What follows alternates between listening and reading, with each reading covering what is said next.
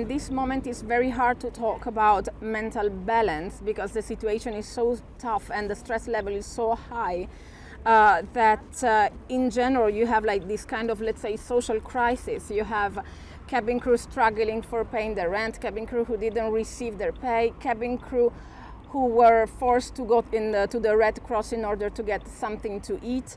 And we have cabin crew starting to experiencing insomnia and going to the psychologist and so on, because there is this very strong feeling of uncertainty for the future. They are just taking away your dignity because they are leaving us basically deal with the very expensive, let's say, realities, giving us something that is not even enough to really arrive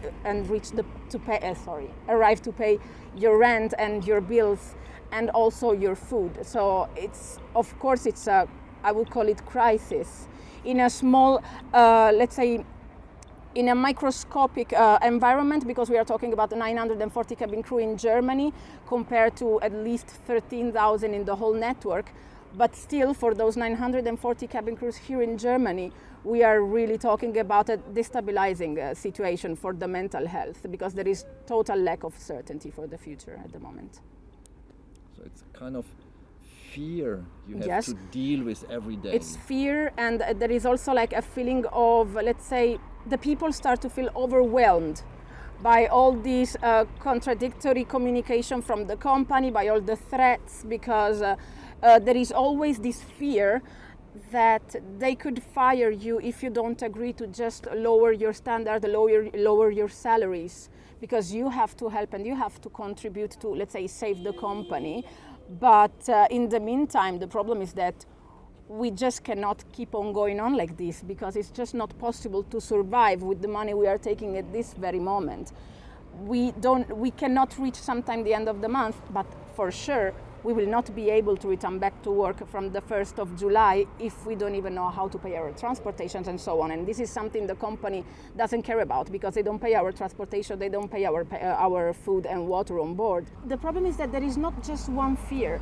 There is the fear of being fired, there is the fear of not arriving to the end of the month, and there is in general this feeling of always being, let's say, with one foot inside and with one foot maybe today I will be fired, maybe today I will just finish my money, I will just run out of money, or maybe today, I don't know, they will try to force us to have a deal that will just compromise the future of aviation, or they will try to do so in other countries, because in here we are also lucky because we have the CLA, but in other countries cabin crew are more vulnerable. So there is also the fear that they could laundry the crew by using, let's say, cheaper crew from the rest of Europe. We should return back to work from July, but it's going to be a more dangerous environment, and there can be also the possibility that we will have to work more in order to put in place some safety measure and so on, also to contain the COVID. So not only we have the normal, let's say, stress related to our category and our job, but now there is also the stress and the danger of the COVID, plus the stress of the current situation.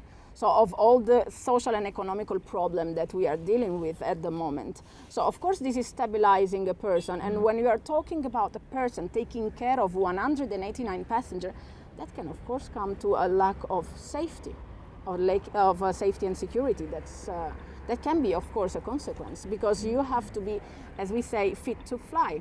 So you have to be fit, physically fit and mentally fit. But when a destabilizing situation is just compromising even your sleep, how can you actually say that yes, you are fit to fly, mentally fit to fly? That's also like one of the things to consider. So yes, it can compromise safety and security. That's totally normal, because you could also have a meltdown or so on. In this kind of situation, that's totally possible.